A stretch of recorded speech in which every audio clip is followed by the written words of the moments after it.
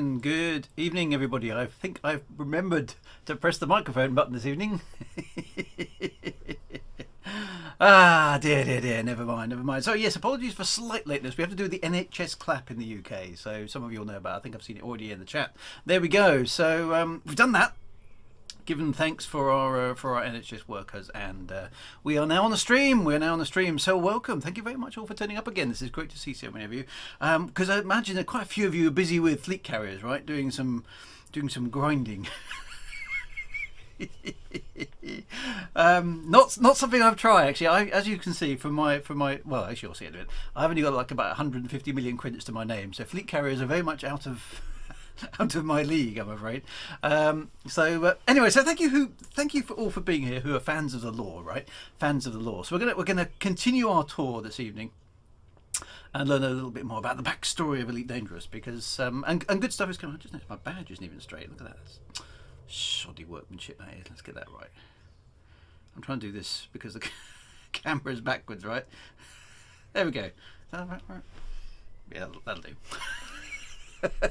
Anyway, lovely to see so many of you on the chat as well. So thank you very much for coming. I hope you enjoyed last week. General feedback I got was it was okay, right? So I'm doing my best.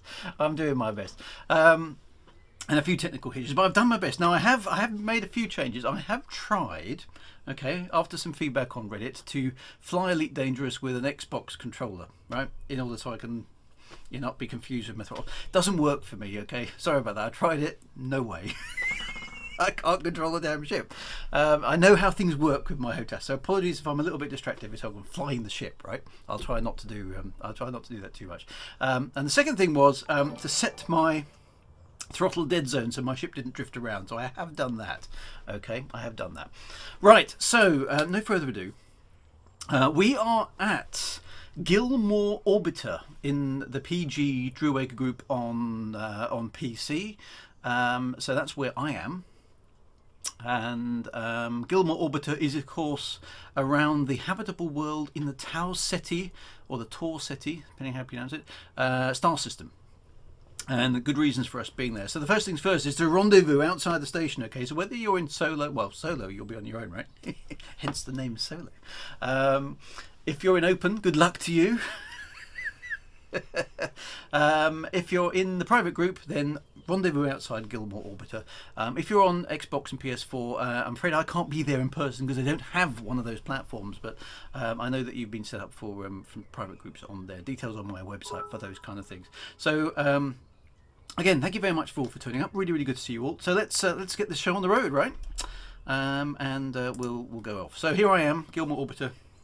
I think I'm on pad 13, which hopefully won't be unlucky, right? I'm going to take off and rendezvous you guys outside. I can see somebody. Is that a T9 or a? Yeah, it looks like a T9. Hovering in the entrance. I don't know who that is. Right, so let me get going, and we will start our tour from there. So off we go. Now I'm flying my Cobra Mark III. Okay, so it's the only ship for me, really, for this sort of thing. It's an old school ship. And it's called the Robert Holdstock for reasons that, if you don't know, I mean, those who do know the name Robert Holdstock will instantly know what that is, right? But for those of you who don't, you'll find out who Robert Holdstock was a little bit later on. Okay, it's not for this evening's stream. We'll find out a little bit more about that there. So another Cobra there. Good to see another Cobra Mark III. Okay. What's my favourite Pink Floyd song? I'm gonna have to think about that. Quite a few to choose from, right? Yeah.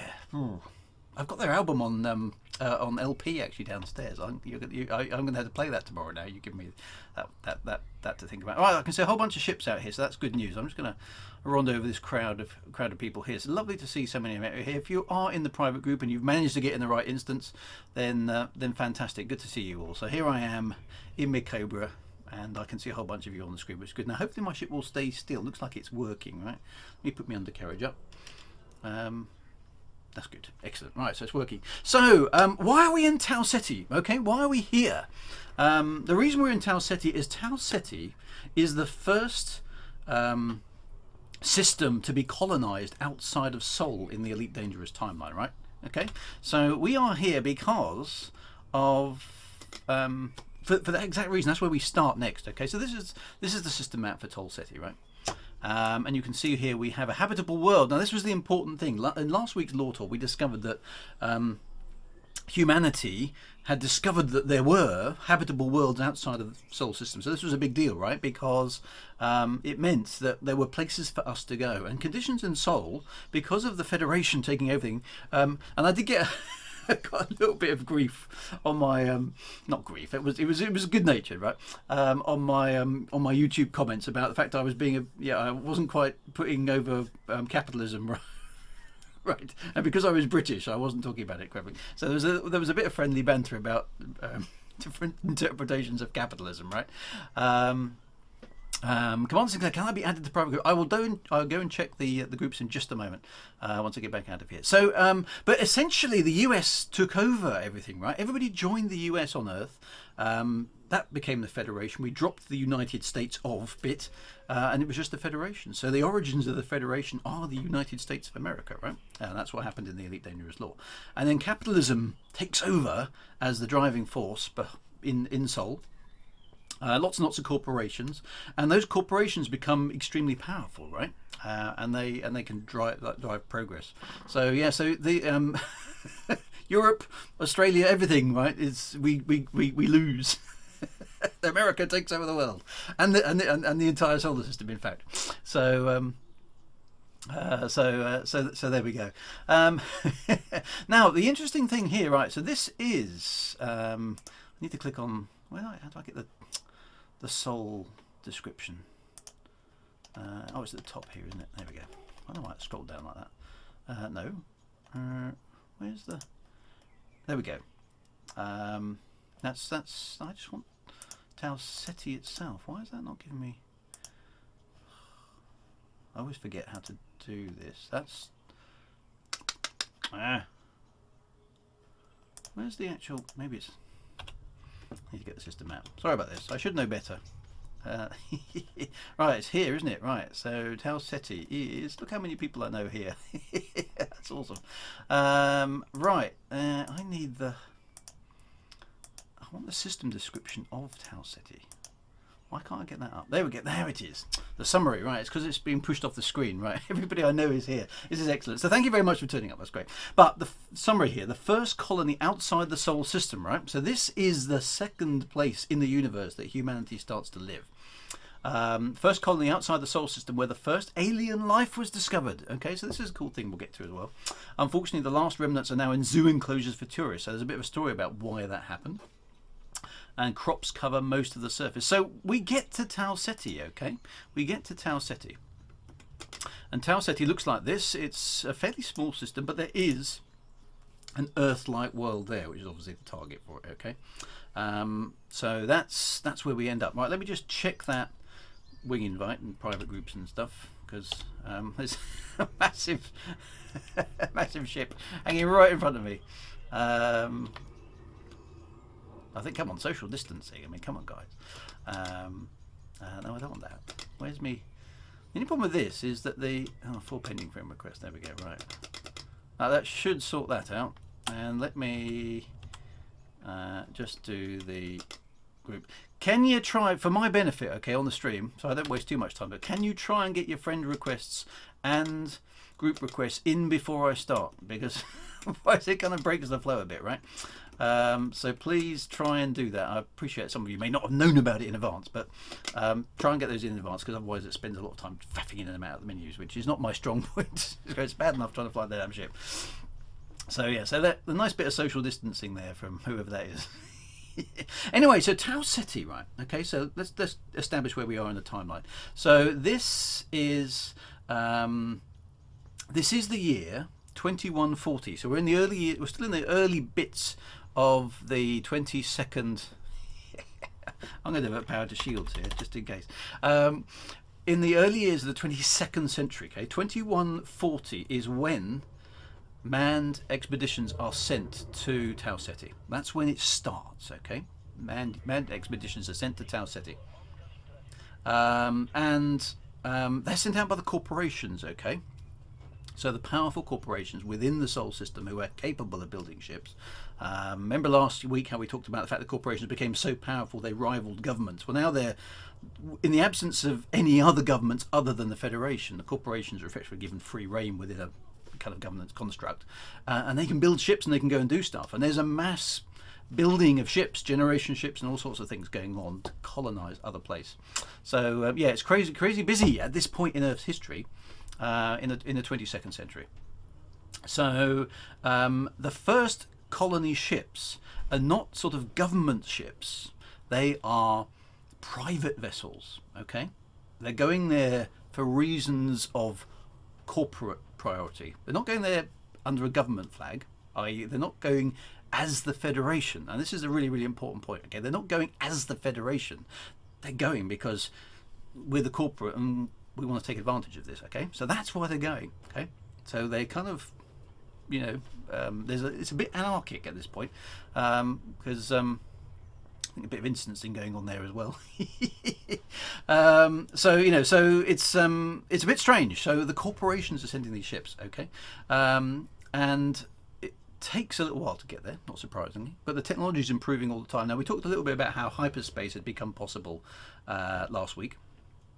And you know, hyperspace is still difficult. It's bulky, it's complicated, it's not all that safe at this stage in the Elite Dangerous in the timeline.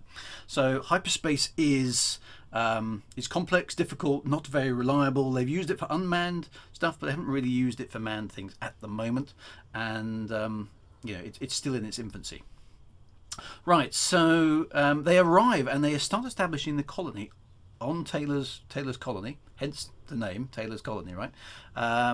In 2150, so halfway through the 22nd century, a colony is established on Tau Ceti. So, and what we have here, as you can see, if we can look past the vast number of ships that are flooding, for instance, that planet there is the first planet inhabited outside of the Earth in another star system. So that's quite a significant piece, right? We are now 12 light years away from the Earth, and we found another world and we start populating it. But, okay, we also discover life on this planet, right? Okay, it is not sapient life in the sense of humanity as conscious of its own existence, but it's certainly sentient life, right? So you're talking higher order creatures, right? Creatures that can move around, can react to their environment, all sorts of stuff, okay? There are other things that live on this planet as we start to populate it.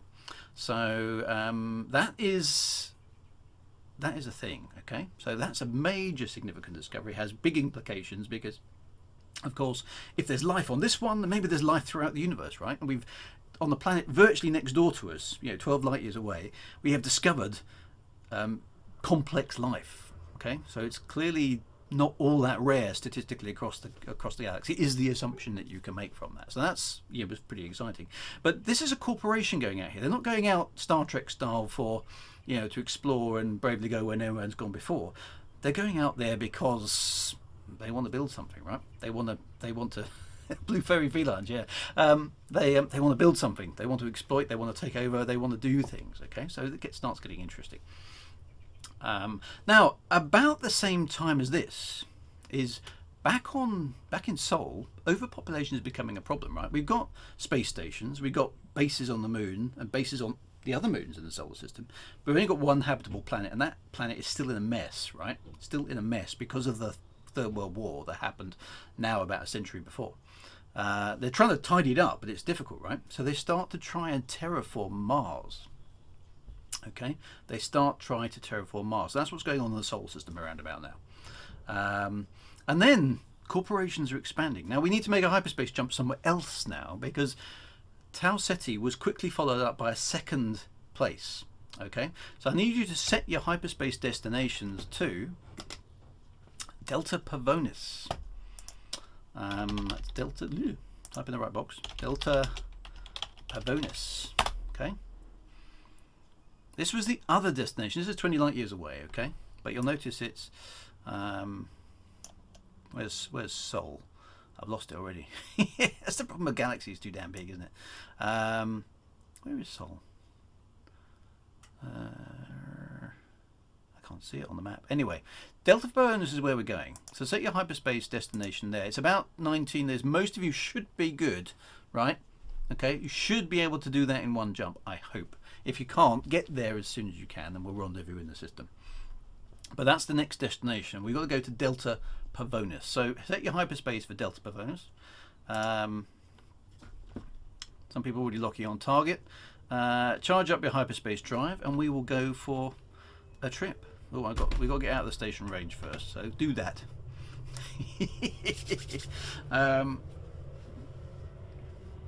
The Mars Relic. No, we are coming to the Mars Relic. We are coming to the Mars Relic. So I think, let me just check. I knew it was on here somewhere. Where's that? I'll look it out. No, we talked about the Mars Relic last week. Quite right. I'm just remembering going through my notes. So yes, we are. We did talk about the Mars Relic last week. So there were some weird fossils found on Mars, which appear to be from another form of intelligence, right? Okay, so I'm going to just charge up my frameshift drive. Here we go. Hyperspace ho! I do like seeing multiple hyperspace jumps. It's still cool, right? So we're leaving Tau Ceti and heading for Delta Pavonis. Most people are already there, which is fantastic. There we go. Right, so onwards we go, right? Onwards we go. But no, we don't know a great deal about the Mars Relic, okay? It's small and it is alien-ish, as far as we know. All we do know, or at least what we can surmise, is it isn't Guardian and it isn't Thargoid, because it doesn't seem to bear any resemblance to either of those cultures. Right, our destination is system map. Here we go. Let's go to, we'll rendezvous outside Schneider orbital, and that will be where we can rendezvous again.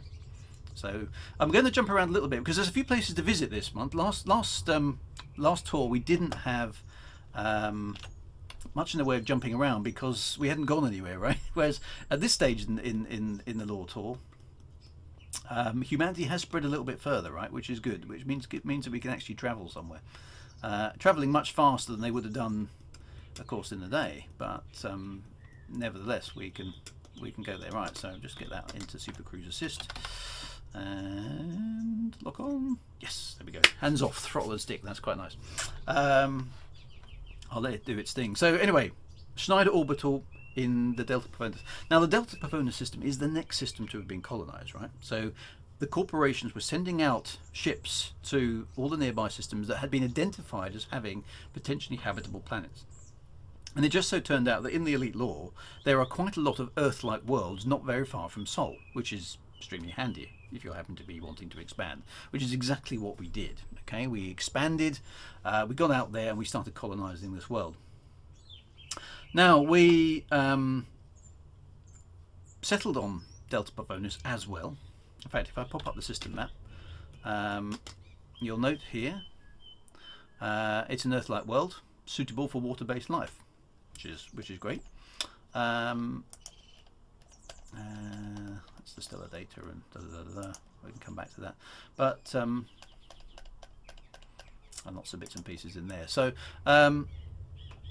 these Earth-like worlds are there. We're able to colonize them and we start settling, we start breeding, we start taking over. Okay, now what happened at Delta Pavonis began to set the tone for this early colonization, right?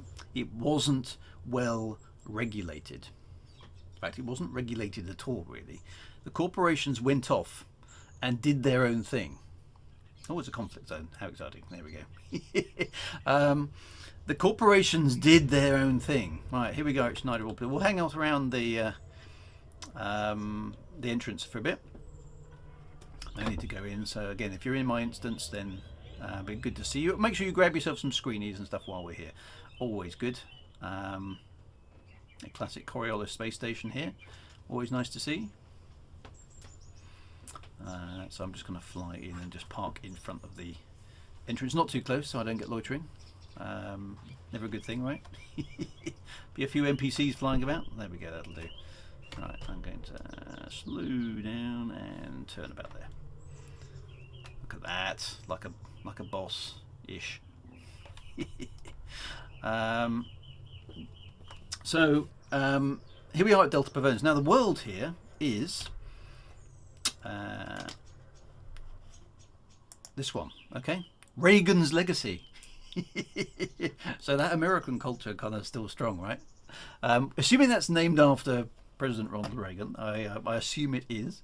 So you know that 20th century, 21st, 22nd century vibe still being a thing, right? So that's quite cool. But here we settle the world as well, okay? With our corporation hat on. Now the colonists here, and this is the, no, we haven't got to 2296 yet. This is still the 22nd century. So we're here at 2180 about now. And what happens is we settle Delta Pavonis. We discover here too that there is life, indigenous life on the planet. The tragedy is though that it goes extinct as a result of our arrival. Okay, we actually kill it off, not deliberately, as in the case is quite often the case with humanity. We kill it off accidentally. Okay, bacteriological infection, so quite topical really, right? Although it's not a virus. We actually bring pathogens to this planet. This planet can't cope, and the bacteriological infection wipes out the indigenous population of Delta Pavonis. Okay, we don't know whether those creatures were intelligent. We don't know what potential they had. All we know is that the arrival of the colonists basically wiped them out. Okay, and so we destroyed the ecosystem of Delta Pavonis, or at least a big part of the ecosystem of Delta Pavonis. Okay, so this is something that happened in 2180, and news of this is beginning to filter back to Sol. Okay, that the colonists are, exploiting the planets, and they are digging up the ground, and they are killing. Okay, they are destroying the native ecosystems. The same thing is also happening back on Tau Ceti. Okay, is that we are taking over vast tracts of land. We are digging up, destroying native plants, building things, and we are killing off the native populations. Okay, so we are doing kind of what we did on Earth again. Okay, and this is beginning to sound warning bells back to the government back in Sol, the Federation itself, saying this is unacceptable. We shouldn't be doing this sort of stuff. And so this is beginning to happen. This is the tension that's building towards the end of the 22nd century. We are destroying ecosystems on other planets. Okay, the beautiful crate there, crate, Cobra Mark III. I think is that a Lavecom paint job? I'm not sure what it is, but very nice anyway. Very pretty. Right, so off we go. This is the next jump. Okay, so in another hyperspace jump, guys. We need to go now to the third place that was colonized, which is Beta Hydri. Just checking my notes to see how we spell it. There we go. Should be Beta Hydri. There we go. This is the third place. Oh, it requires a permit. Oops. Oh, we can't go there then. I hadn't realised that. I thought I checked that. That's weird. Route unavailable. That's not so good. Okay. And Altair, I think, is permit locked as well. Yeah. Oh, that requires the Beta Hydri permit as well. Okay, that's interesting. Never mind. I can't go there. I thought I checked that. That's really weird. Anyway, it doesn't matter because the situation is. I assume you have to make friends with some people. So not to worry. That's fine. We'll hang around here because this is the story is basically the same. Okay, the story is basically the same. That we cause. Can I sit in another ship? We could multi-crew. Yeah, if somebody can go there. Who's got that? Who just sent me that message? Commander Skywaiter. Maybe Oh, it's a high Fed rank, is it? Ah, that'll be why. I thought I checked it. That's really weird. Well, okay, well, I've had an invite from Skywaiter for a multi-crew. Let's try that. Can I do a multi-crew?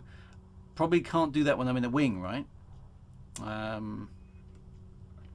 So that might be fun. Oh, Altair was fine. Hang on, let me check. Okay, let's be a bit. Yeah, I'm sure it said Altair. Hang on, I'm in the wrong menu. Urgh. Let's get this right. I'm sure that said Altair. Altair is fine. I thought Altair was fine. I'm sure I remember checking these places. There we go. Right, let's go to Altair. Well, don't worry. Let's not worry about, because I'll have to wing drop and it will go. Yeah, it will just cause chaos. Let's go to Altair. Sorry about the beta Hydra. That's worth getting a permit for. Go and investigate what's going on there, right? So Altair is our next destination. Okay, let's go to Altair and continue the story over there. Right, so we need to get away from here. Let's get out of the mast lock.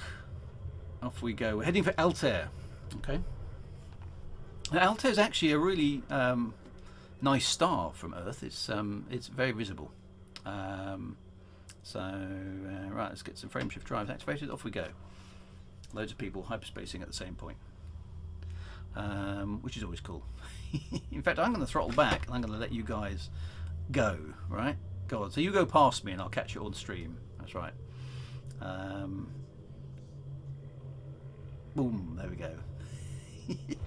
Which always makes for a cool visual, okay? I always like this bit. Oh, very close pass with a cutter there, whoever that was. Boom, boom, boom. Oh, I'm going backwards. I'll do that. Let's go forward. Right, engage the drives. I head to Altair. So Chief Petty Officer, okay, 5th rank, so it's not too... I should have that.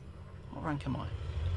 I can't remember. Never mind. Anyway, Beta Hydra is something we'll do another time. It doesn't really matter too much, okay, because the story is the same, right? We go to Tau Ceti, and we start making a colony, and we start exterminating the indigenous creatures, right? We go to... where do we just come from? Delta Pavonis, that's it. We went to Delta Pavonis. We start wiping out all the indigenous creatures. In fact, we quickly wipe out all the indigenous creatures, okay? So here, less hospitable, right? An Earth-like world there. Interesting enough, we don't put a space station in orbit, but let's go to Solo Orbiter. That sounds like a cool place, right? Let's rendezvous at Solo Orbiter. Let's go there. Engage hyperspace thingamajiggy. It's very handy, that thing. Means I can talk, right? So we go to Tau Ceti, we go to Delta Pavonis, we go to Beta Hydra, and we go to Altair, and we start colonizing. And on every single planet, okay, we are causing mayhem. We are causing mayhem. We wipe out the creatures on Beta Hydra. Delta Pavonis. Beta Hydra, I'm not quite sure.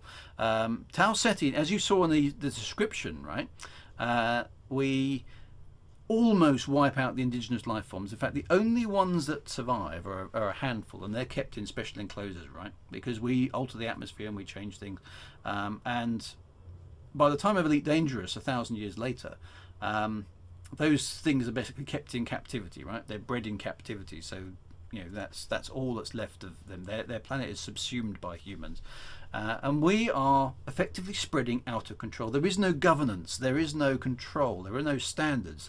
The corporations go out there, take over the planet, and effectively become their own government. Okay, they've effectively become their own government, and this doesn't go unnoticed. Okay, it doesn't go unnoticed by the authorities and Sol, the Federation as it stands at that point in time. So they're getting increasingly alarmed by this behaviour that's happened over the last few decades. But they're busy, okay? They are busy in Sol. The context for what's going on in Sol at this point, and we'll go and hang around again in front of the... ooh, that was a funny little glitch I saw there.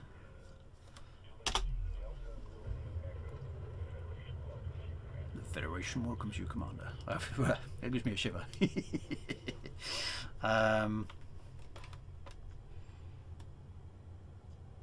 we go. We'll just park outside the space station again, as we normally do.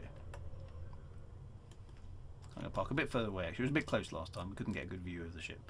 There we go.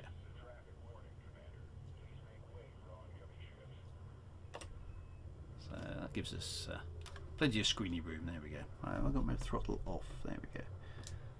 Wise. There we go. All sitting. Right. Okay, so yeah, so this doesn't go unnoticed, but the Federation at Sol has still got its own problems, okay? The first terraforming attempt on Mars fails, okay?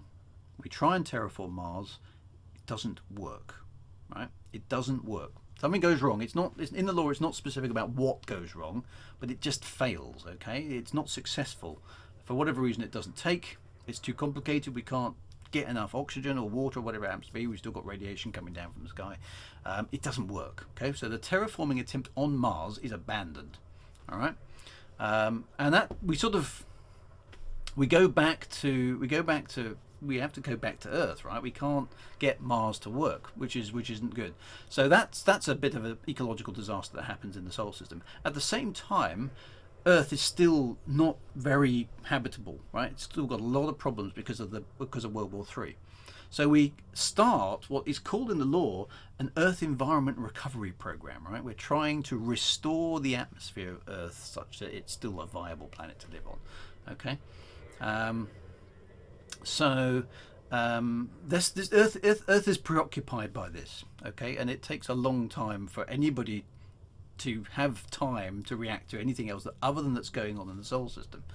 But eventually, news of what is going on out in space on these 4 systems. So we got Tau Ceti, Beta Hydri, Delta Pavonis and Altair. News of what is going on out there filters back to Sol. And the problem being is that they're not happy about this, because they say this isn't how it's supposed to be going, guys. Because basically you're going out there and you're making other stuff extinct. That's right. You're doing exactly what we did on Earth before, just on other planets, right? You are wiping out the ecologies and the ecosystems and the life forms that exist out there. And so the Federation, which is at Sol only at this point in time, sends an ultimatum. They check with Delta Pavonis. It's too late, right? They've already been wiped out. But on Tau Ceti, they come to understand that the there's a lovely cobra in a dark. Is that a yeah, it's very nice. Very shiny. That looks like one of the iridescent paint jobs. Fantastic stuff. There you go. Have a few lights. Yeah, they come to understand that Tau Cetis, they are extinguishing life forms, but there's still some there, right? So the Federation at Sol sends an ultimatum to Tau Ceti's corporate overlords, saying cease and desist, basically.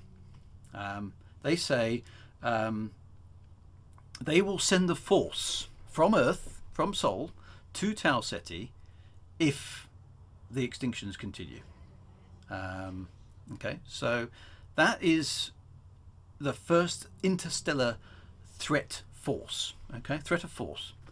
Sort of regime change, right? Okay, so Sol is now threatening Tau Ceti with a force, an invasive force of spacecraft, if they continue to do the extinctions.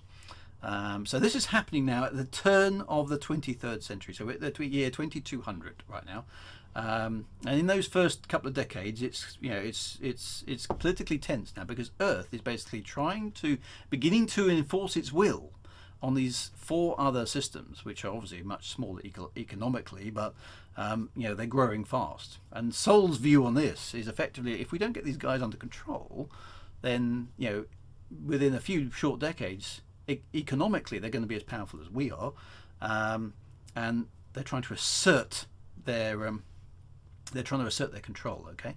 And, you know, they do have a concern for the fact that we're going out there exterminating life forms, right? So they're trying to do all of those things. They're trying to kind of exert their control, keep things in check, but it's, you know, the cat is kind of out of the bag, right? Now, how are they communicating? That's a really good question. It is unclear, okay?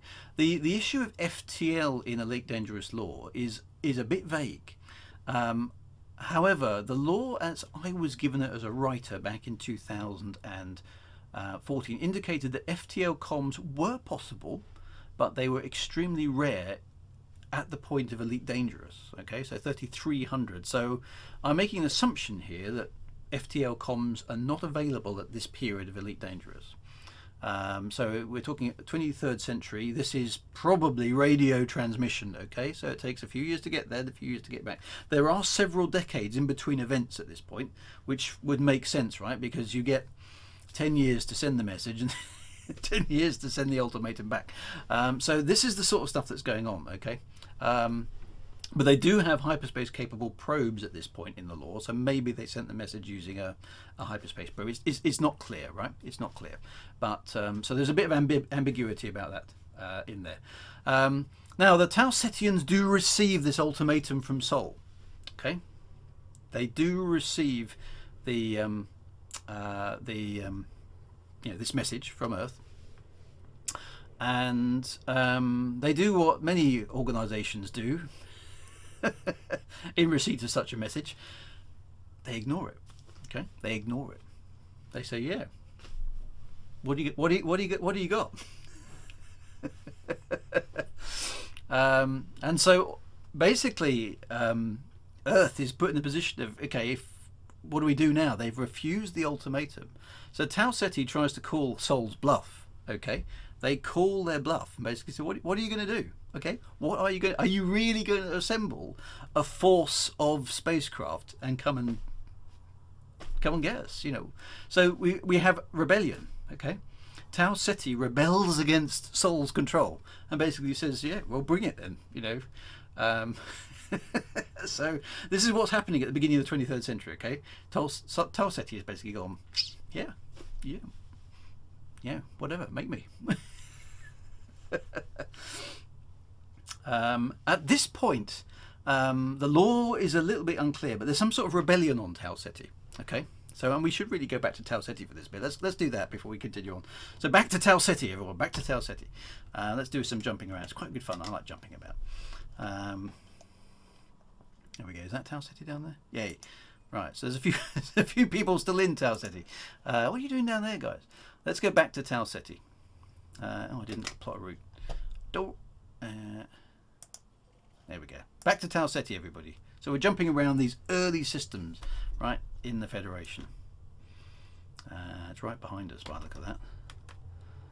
I'm just going to cautiously move away. Let's everyone head for Tau Ceti. Off we go. There we go.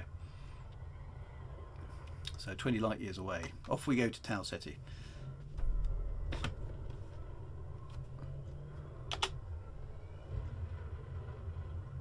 All of you with your jump engineered ships that are outrunning my little Cobra.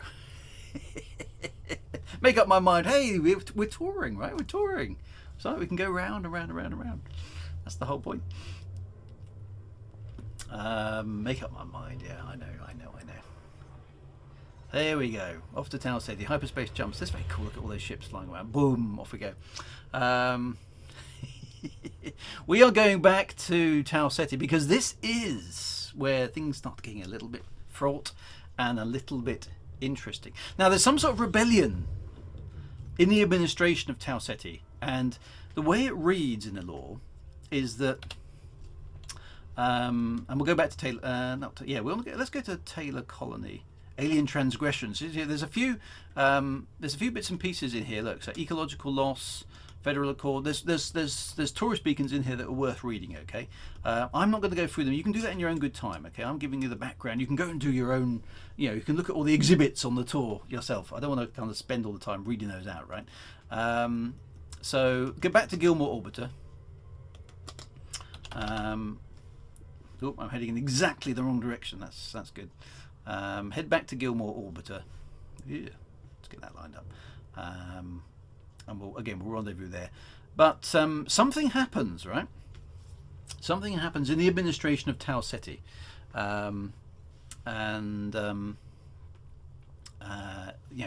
there's some sort of rebellion. Okay, so I'm assuming that somebody in the government of Tau Ceti, or a faction there, basically said, no, we should do what Earth says. Okay, and there's another faction basically saying, no, sod them. We're Tau Ceti. We call the shots, right? We're independent, and the second lot win. Okay, so Tau Ceti puts down this rebellion. Or actually, maybe the rebellion is successful. It's not clear which way around it works, right? But thank you for the follow, by the way. That's great. Basically, whoever, the guys who are saying independence, we're on our own and we want to control our destiny, they win. Okay, and this is when Taylor's colony, the planet, gets its name. So Taylor, I assume, is some guy in the lore who was the leader of this rebellion, and basically saying, sticking two fingers up to the Sol government. So that is where Taylor's colony gets its name from, back at the beginning of the 23rd century. Okay, so that sort of sets the scene for the next thing. So Earth is threatened.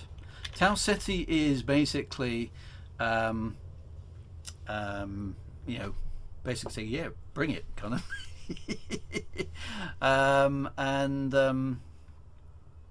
The scene is set for this thing. Now, somebody asked Commander Olin there, do we know what kind of spacecraft existed back then? And I assume this was before the Cobra and the Viper. Yeah, so this is way before any ships that we recognise in the Elite lore, okay? Even the Cobra and the Viper, although they're old designs, and some of the ships, like which is the oldest ship in the lore? Oh, I should know that. The oldest recognisable ship in the lore. I've got a feeling it's not the Cobra, actually. I think it's... Oh, I'm going to have to look that up. Yeah, I should know. Why didn't I know that? Let me just go and look it up. The first recognisable ship we know about, okay, is...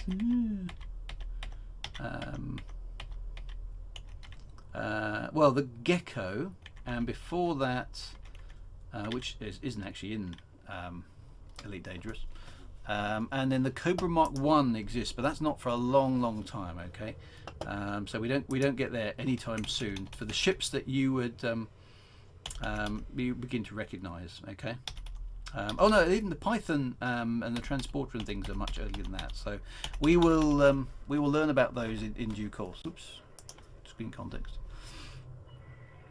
There we go, back to Gilmore Orbiter. There we go, right. Just do that back up there.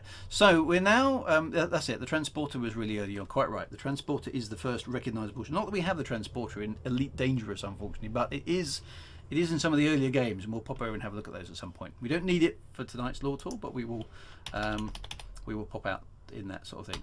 So what basically happens is at sublight speeds, okay? Sublight speeds, non-FTL travel, as far as I can work out in the lore, that Earth basically is forced to enforce its ultimatum. Okay, so the Sol government says basically, the Tau Cetians are not heeding our threat. All of the other colonies are now sort of looking on, saying, okay, so what is the Earth going to do? What's Sol going to do, right? And they decide to send a force. Okay, so they send a war fleet, the first ever war fleet, space armada. Okay, primitive ships armed with primitive weapons. We don't exactly know what, but primitive ships. They send them. Okay, they send them to Tau Ceti to basically teach them a lesson. Okay, so imagine imagine here you've got to send a war fleet. Okay, you can't just hyperspace in like we can today and attack. Okay, you've got to get there. So you've got to you build these things. They're going to be spies and all sorts of things going on. So the Tau Cetians know this fleet is coming. Right, it takes them a long time to get to Tau Ceti. Right. So they know this fleet is coming, even with the fusion drives and all the sorts of fast acceleration stuff that they do have. It's still real space, okay? It takes them a long time to get to Tau Ceti to enforce this. So not only has the Space Armada got to make that trip, with supplies and provisions and backup and everything. It's a massive logistical undertaking to attack another solar system at this point in time, which is what Sol decides to do. And everybody else is kind of watching this, going, "Whoa, what's going down here? Okay, what's going to happen here?" Sol, and they've taken this seriously, right? They decide to enforce their directive. Okay, they decide to, it's a Space Force, right? Space Force. They decide to enforce their directive, and they send a fleet of warships to Tau Ceti to basically bring the colony under control. Now, Tau Ceti knows this is coming. Okay, Tau Ceti knows this is coming. So the corporation there decides to put up a fight. Okay, decides to put up a fight. So they build a fleet too, and they've got plenty of time. Okay, because they know where the Sol fleet is, because they can check it out, and they have time to build up a response. Okay, and ultimately, in the year 2241, is the first interstellar battle. Okay, the first proper war outside of the solar system between Tau Ceti and Sol, and they attack. Okay, they arrive in the Tau Ceti system and they try it. They engage. Right. The outcome of that war is a stalemate. The outcome of the war is a stalemate. Sol does not win, and we should reenact. That's not a bad idea, actually. We can have a who's for Tau Ceti. We have a war in space, right? Okay, and Sol does not win, but Tau Ceti doesn't win either. Okay, it is a stalemate, and it's fought over the planet. In the Tau Ceti star system, and Earth is forced to a standstill, cannot enforce its will, but Tau Ceti can't win either. It can't fend off the forces. There we go. So Commander Thatcher is absolutely right. So we need some Tau Ceti. So these are this is the first interstellar war. Okay, and the result is stalemate. Okay, neither side wins. Okay, neither side wins. Now, economically, both the colony and Sol are adversely affected by this attack, right? Dear Tau Ceti, we are going to attack you in a few years' time. So it's not tactically a very good position, right? So it's a rather futile war, but you can imagine how the politics got kind of sucked into it. But basically, Tau Ceti is the richest colony. It's the first colony, so it's the most powerful, and they couldn't be pushed under a jackboot by Sol, right? And the economic damage to Tau Ceti and the economic damage to Sol is significant, right? You don't wage a war without cost. It's extremely costly to have done.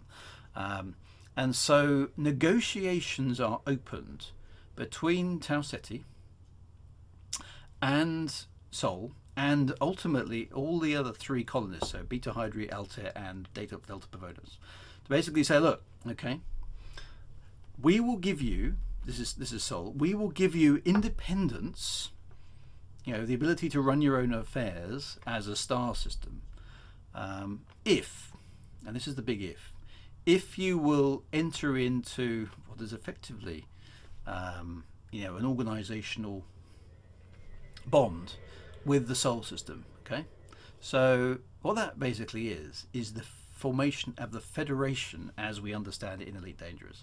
The five founding worlds, the five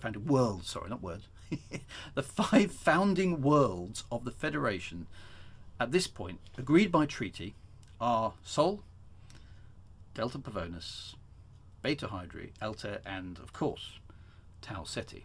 And that is really the origin of the Federation as it is understood today.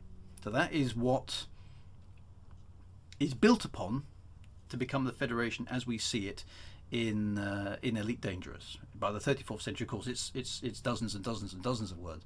Yeah, the five founding words. Sorry about that. But there are five. That is the core of the Federation. Those four colonies and Sol become the founding worlds of the Federation itself. Now the Federation is now not just Sol. So Sol becomes Sol again rather than the Federation, and the Federation is now that group of 5 star systems. And that is all done and dusted in the year after the war. Okay, so they try not to have wars again,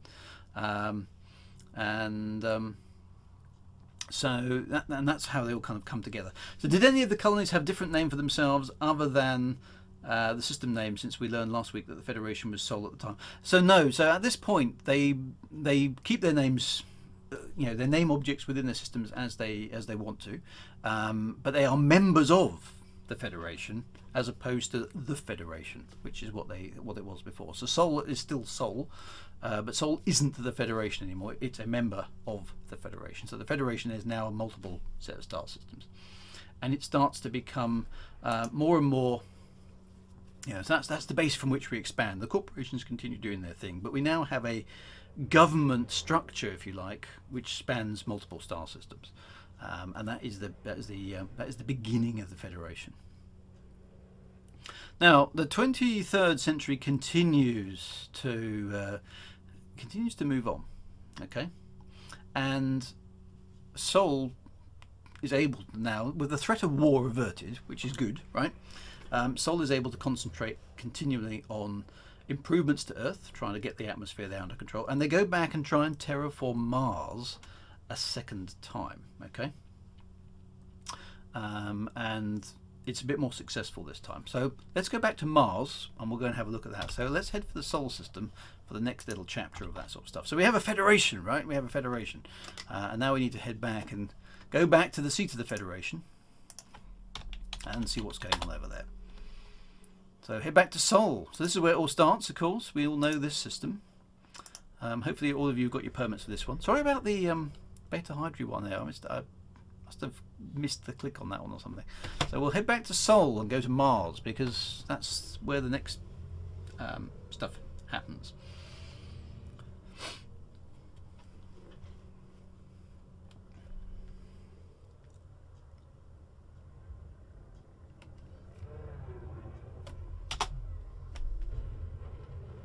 Starts heading for Mars, because the chances of anything coming from Mars, right? Does he have the? I do have the permit for Mars. Yes, yeah, I do have the permit for Sol. No, I hadn't realised. I must have misclicked on something there. I thought I'd checked all the routes quite carefully to make sure that I had the right permits. But let's head back to Mars.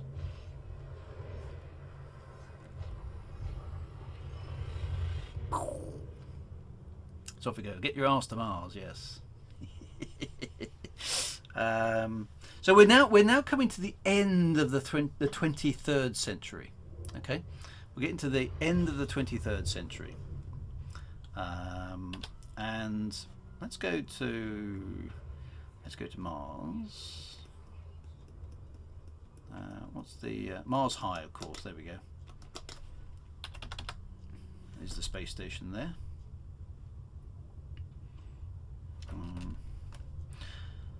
Now at this point, there becomes in the law there becomes a slow separation here between the government of a system and the government of the Federation at a higher level. The Federation becomes this sort of slightly higher level body, okay, from a kind of governmental perspective, which is why you start to see individual societies building themselves within the star systems. So you'll notice in the galaxy map here that if we look at where's the data? Yeah, an awful lot of people, other people in the system. That's awesome. So where's the data I want? I need the. Oh, it's on the other screen. Right, go into the system data for a moment. Right, so here, for example, you notice we started off with a federal government, right? But what happens is that within that structure, okay, the overarching thing is federal, but, and you can see the allegiance remains with the Federation, right? But these other factions start to exist within the system, and they're kind of allowed because each area is allowed to kind of conduct its own affairs, with the Federation being the overarching control of all the star systems, which is why you start getting different types of structure. You notice, you can hear there's a whole bunch of democracies appear, and some of them are of various different types. There's a cooperative type thing. So other structures of local government start to exist within the construct of the federation as a whole, and that's a change in the way that the government is structured. Now, this is good, is it began to bring a certain level of peace to the affairs of the to the affairs of humanity, right? So nobody really wanted another war. Okay, we were slowly learning our lessons. We were slowly learning our lessons about the fact that well, at least so it appeared, right? We were slowly learning our lessons that combat and destruction was not necessarily the best way forward for a peaceful society. And so, everyone basically said every time we go and fight, right, things go wrong and it costs us lots of money. That's not a great way of doing business. So there is this attempt to maintain peace and have a sort of light touch government with a federation over the top, and allowing each of the different member states to actually do their own thing to a degree. But there's an understanding, right? The federation has a constitution which all of the planets agree to sign up to. There is some work done in Tau Ceti to preserve the remaining indigenous life. And as you can see, even in the time of Elite Dangerous, if I just show you that, if we select Tau Ceti, it's one of the features on the chart even today, is that it's the first colony where the first alien life was discovered. Unfortunately, the last remnants are now in zoo enclosures for tourists, but at least we saved them, right? They didn't go completely extinct. Okay. So they managed, at the end of that war, one of the things that benefited from the war was the indigenous life that wasn't made extinct, although its habitat was destroyed. So that's become a problem. Okay. Which was then resolved by the fact that the Federation came into existence. Okay. Now, this federal influence was spreading. Okay, federal influence is spreading around this area. Okay, so worlds in this area, it will increase like Epsilon Indi, Van Man Star, which is again an interesting one. Okay, again you need a permit for that one, and various other places like EZ Aquarius and some of those systems around here. These and Cap 10 Star, all of these systems not too far away from Sol, are now being colonized. Humanity is spreading fast, but it's spreading under a federal banner. Okay, the Federation is the overarching government, and if you want to be a member of the Federation, you don't really have a choice. Okay. If you're going out there as a corporation, you have to be under the auspice of the Federation. That requires you to do certain things to have federal support, and otherwise the Federation will come down on you pretty hard. They prove that it can be done, and it's kind of a little bit like an alliance of sorts. Attack on one member is an attack on all members, so you kind of have to toe the line. So it's a little bit overbearing, kind of from a governance perspective. So that's how that sort of stuff is working, and that's a little bit oppressive. Okay, it's a little bit oppressive. So the colonies, expanding in that kind of space around the solar system and out into the darkness, into the galaxy.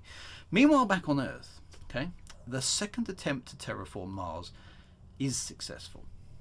They are able to get it to work this time. Whether it was technological or whatever went wrong the previous time, this time it's okay. This time it works, and it's good. Okay, so we have Mars. We are able to set foot on Mars, and in the year, let me just check it. In the year 2290, somewhere around about right at the end of the 23rd century. Okay, so sort of Star Trek era, really. Right at the end of that era. Humans are able to stand on the surface of Mars without spacesuits. Okay, we have successfully terraformed Mars, and we're able to stand outside and explore the surface of Mars. Right? Okay. This is Mars High space station we're at the moment. For those of you who are not quite sure where we are, Mars High, which is in orbit around Mars. Surprising enough, in a high orbit, I would imagine. So that's what that looks like. So yeah, so we are able to stand on the surface of Mars, right? Now this is quite interesting because I don't know, it doesn't say in the law how Mars was terraformed, okay? It just says it was. And so we don't really know how that was achieved, because it was, terraforming a planet is a big deal, right? So Mars has not very much gravity, so that's a problem. It's about 0.3 of the Earth, right? So that's a problem. Doesn't have any an appreciable atmosphere at all in it today, and doesn't have a magnetic field. All sorts of other problems. There's no pressure on Mars, so liquid water can't exist. So you've got a whole host of problems to deal with in terms of terraforming, right? Now, the previous attempt failed. So they started. When did they start? Let me just go back. So they started trying it in 2170, and it failed. And they completed it 100 years later in 2270. They started again, and they were able to finish that in 20 years according to the law. Now that to me seems a bit unlikely. So there are flaws in Elite Dangerous Law. I mean, terraforming an entire planet in 20 years. I mean, maybe some weird technology has been invented, right? Maybe there's just a big lever, like I can totally recall. I was just thinking that big lever you push and whoosh, lots of atmosphere comes out. But whatever, you've obviously got some quite clever technology at this point, right? So we managed to terraform Mars in 20 years, which is kind of like a bit sort of head scratchy. Going, well, how do we manage that? But we did. Okay, it's in the law, so it must be true, right? It's in the law.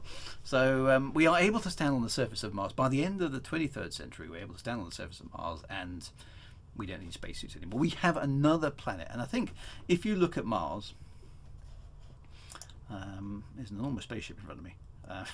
Where's Mars? Can anybody see Mars? There's too many ships. Where is Mars? Must be out there somewhere.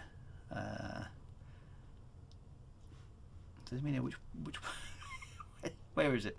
There's the sun. There's Tau Ceti. We've been there. Where's Mars? We'll go and have a look at it. Hang on, I'm going to.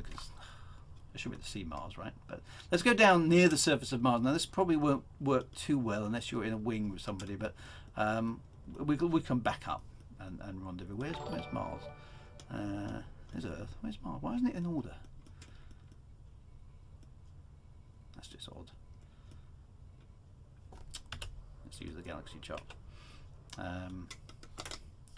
System map. There we go. See, Mars is terraformed, right? Let's go there. We'll drop into we'll just go for a tour of Mars, just quickly, see what it looks like, because if we go onto the daylight side, you'll notice that Mars is, so we'll head down towards the surface. It's behind the station. Okay, well, I've just found it now. There we go. Thank you very much, Demetrius. That's great. I can see it, which is quite funny. Right, so head down to low Mars orbit. We've been in Mars high. Let's go to Mars low, right? Let's go and see what the surface of Mars. Let's go and admire. Let's go and have a look at some of the scenery. I want frame shift drive, don't I? There we go. Looks like I've got a wing signal there. That's good. I can home in on that.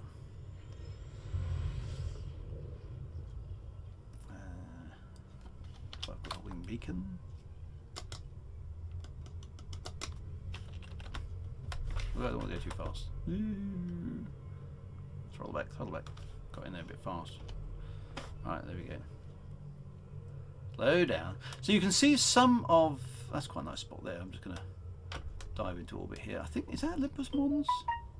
Yeah, look, so you can sort of see some of the volcanoes. So I'll drop here. And I'll put my wing beacon on so my wing can drop in, and hopefully that will give other people a chance to drop in to that space as well. So, but hopefully that's the wing beacon on, so we get a nice view of the surface of Mars, right? Throttle back to 0. There we go. I'll just sort of sit here. So Mars has become this nice place, right? Mars has become this nice place. Mars is now full of water. How the hell we got the water there? I don't know. I can only assume we crashed some comets into Mars or something. There's an awful lot of water that has arrived on Mars in not very long length of time, right? So there we go. That's Mars. The major geological activity, shape of the planet is the same, but there is now an ocean, right? And so Mars is no longer the red planet; it's this lovely blue planet. In fact, Mars becomes a nicer place than Earth, right? Mars becomes a nicer place than Earth.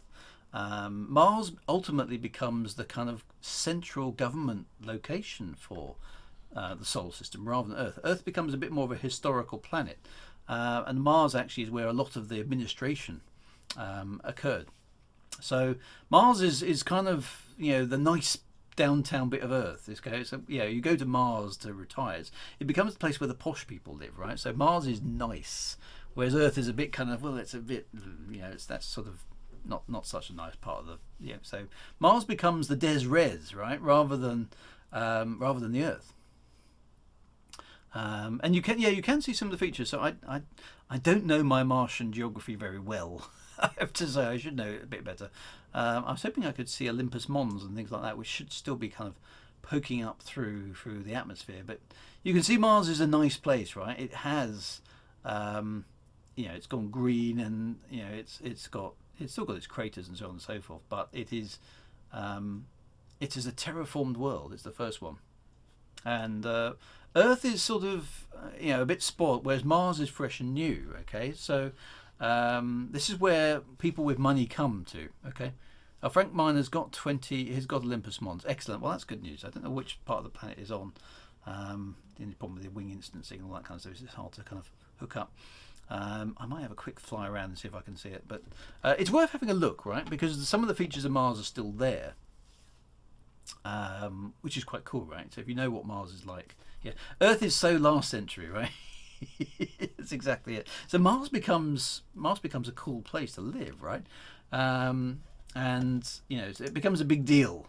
It becomes a big deal if you live on Mars. You've arrived, right? If you live on Earth, not quite so impressive.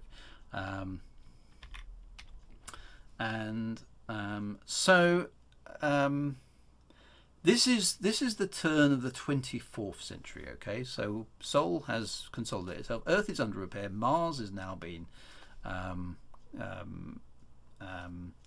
terraformed. Colonies are starting to appear. The 4 main colonies have long been around now for almost a century, and other places are being colonized as well.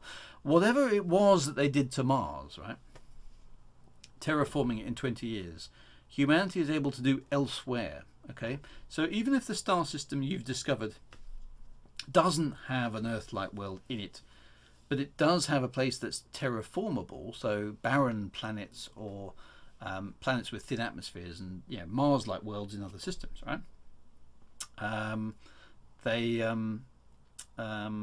They become targets as well, because we have this terraforming tech, right? We have this terraforming tech which allows us to terraform inhospitable planets. So that becomes a big deal as well. That becomes a big deal.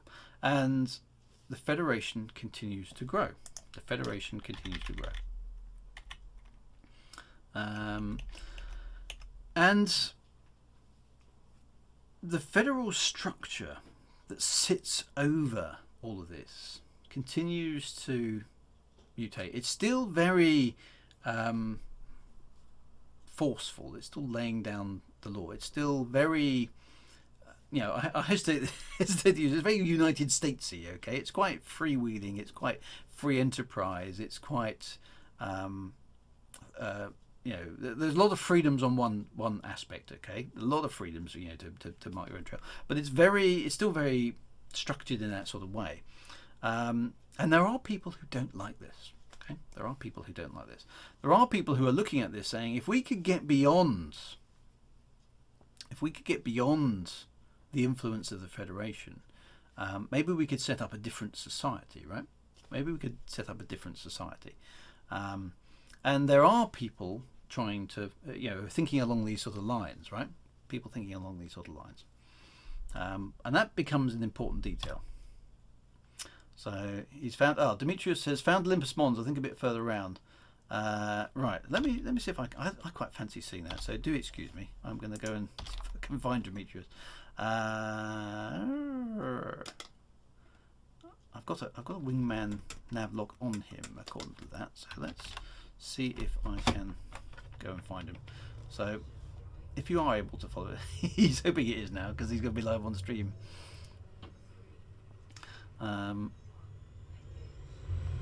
So where is he? Right. So I've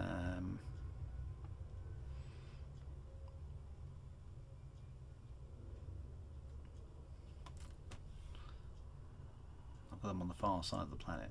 So I'm going to have to. The moon with a rebel base. No, there we go. So we can see there's a polar ice cap there. That's nice. So where's the wingman navlock?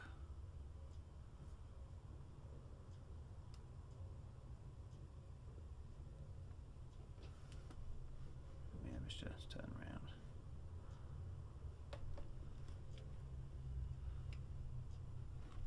Okay, that's no. There we are. Wing signal. Right. Okay. So on the far side of the planet. All the beacon should be on, but kept dropping. Okay, there. I got you on my scanner, so let's just sort of see if we can get there. So is this Olympus Mons over here?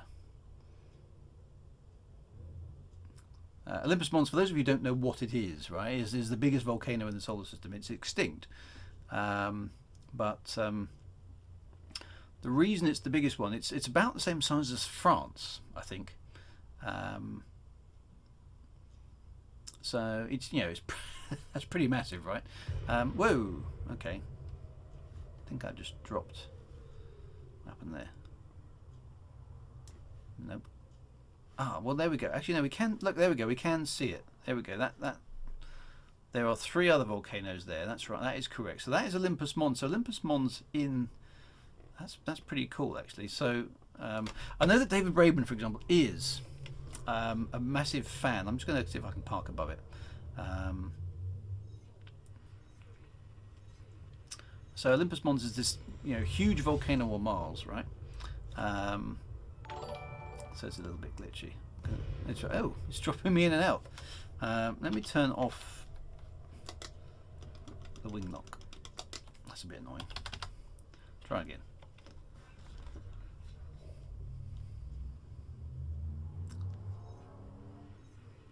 So is the federal government located on Olympus Mons? I don't think it's actually on Olympus Mons. It's certainly on Mars. There we go. That's quite cool. Right, so there we go. Yeah, so Olympus Mons is this big one here, right? So I'm just going to crash in down towards it, see how close we can get. Okay. So this is look at that. That's quite scary. So there we go. That is Olympus Mons, right? There are some other volcanoes. They're probably over the horizon now, sort of in that direction.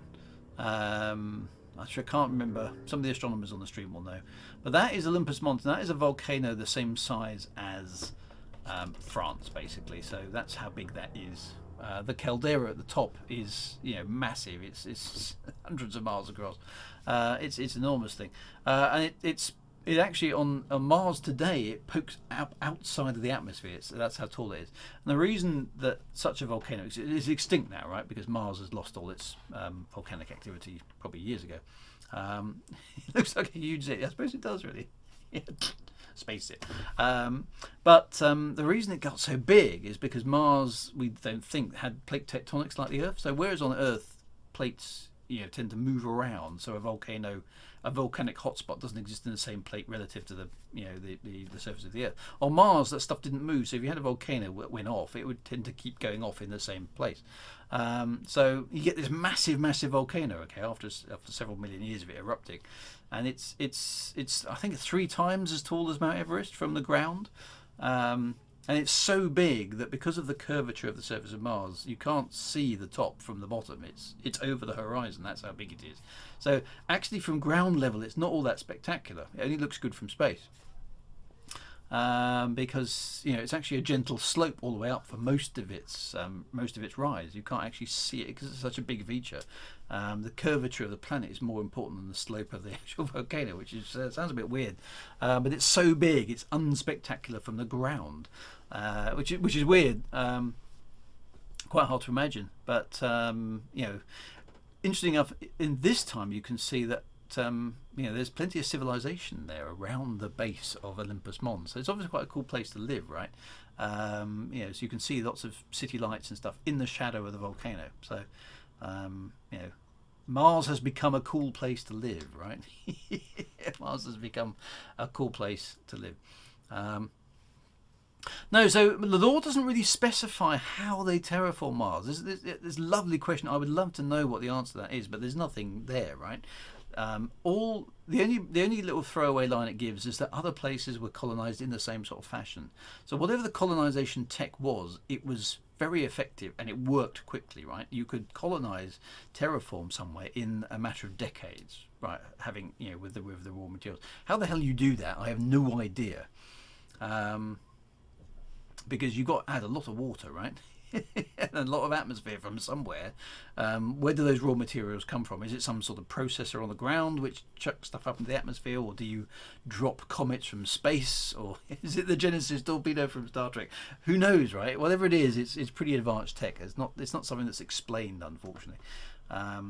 Which of course would be a fantastic weapon, right? Which is what Khan did in Star Trek, wasn't it? It was very much a case of, I'll terraform your planet back to something else. So we don't really know how it works. Okay, we don't really know how it works, but that's something that's something definitely that became possible. So yeah, it was hand wavy, something like that. So you see that this is the thing. The law of Elite Dangerous does have some oddities in it, right? So there's some places where it's really compressed, and you kind of like, really, that all happened in like 3 years. And in other places, there's big gaps, as we'll see. So who knows how they did it? Maybe nukes to heat the core back up and get the magnetic field. Because you've still got that problem, right? If you put an atmosphere on Mars right now, it will evaporate up into space again, because you haven't got enough gravity, you haven't got the electromagnetic field and all that sorts of stuff. So there's still all sorts of problems. I don't know how they're solved. that is a problem. But we get Mars. Mars becomes a beautiful place to live, right? But the Federation is still seen as quite overbearing. Okay, most places, where they're settled, they're not all that far away from Sol. And so Sol's influence, the overall Federation structure, is very overbearing from that perspective. You're in the Federation, okay, and those are the rules. Now there are some people who don't like this, okay, and some corporations effectively set sail, going, right, we are going to travel off into the galaxy, far enough away from the Federation that we will be outside of their influence.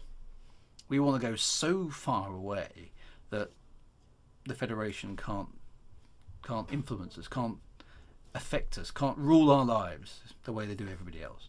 So there are people who rebel effectively against the overall Federation control. And this sets up, and we'll get into it next week, right? This sets up the kind of overall next stage of the development of the law of Elite Dangerous, because one particular group sets off with the idea of creating a very different structure to the Federation. And we all know what happens to them, and we'll go into the detail next stream. But at this point in elite history, at the end of the 23rd century, okay, the end of the 23rd century, travel through space is sufficiently normalized that you don't need incredibly huge resources to do it, spacecraft are capable of traveling between worlds, not quickly like they do in Elite Dangerous, but not impossibly difficult. And one particular such expedition heads off to a place that you may have heard of. We'll look at it on the galaxy map just to give you a sense of distance. So here we can see this is the Federation sort of exists in this period of space, this part of space here, right? This is the Federation. The world's within about 20 to 40 light years of Sol. Some ships really decide to go a long way beyond that, and one such place that they visit is a system called Achenar, which is considerably further away. Okay, Achenar, as you can see here, oops, I just clicked on Beagle Point. That's a bit too far. Achenar is, as you can see when we finally get up, is 139 light years away. Now, in Elite Dangerous, that is nothing, right, anymore. Okay, but if we zoom out, we can see the relative scale. Okay, we can see the core worlds there of the Federation as it exists at this point in history. Okay, and we can see how far away Achenar is. Achenar is about 4 or 5 times as far away as the furthest colony ever settled at this period in time. And so some intrepid explorers basically say, we want to found another society, outside of federal influence, somewhere else in the galaxy, right? And they think we've got to go as far as we possibly can with the technology of this time. And trying to go this distance back then was pretty ambitious, right? Pretty ambitious. And so some people set off thinking, if we go over here, the feds will never bother us, right? The feds will never bother us. We go from there. Over 100 light years, a serious piece of travel. Okay, we want to get way outside federal influence. Now you've got to bear in mind that doesn't seem like much today, right? But that was a massive undertaking for the technology at the time. Okay, so there's nothing in the year 3400, right? Nothing at all. But in 2300, this is a big deal. Okay, this is a big deal. So they're basically going off into unexplored space and setting up colonies. And there were others going out to do similar things, but this is a particularly famous one, as we'll discover to get there. So, it is one of many colonists that are set up.